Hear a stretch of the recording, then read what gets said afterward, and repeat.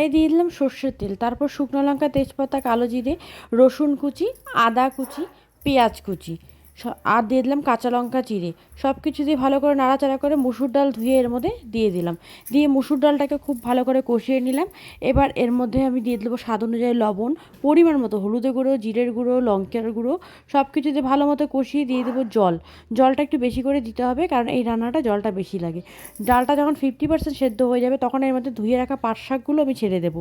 তারপর পাট শাকটা দিয়ে আরও 10 মিনিটের মতো রান্না করে নিতে হবে। পাট শাকটা সেদ্ধ হয়ে গেলে স্বাদ অনুযায়ী লবণটা দেখে এটা নামিয়ে নিতে লাগবে। এই রান্নাটা কিন্তু গরম ভাতে খেতে দুর্দান্ত লাগে। খুব সহজে একটা টেস্টি আর হেলদি একটা রেসিপি, বাড়িতে তোমরা অবশ্যই ট্রাই করো।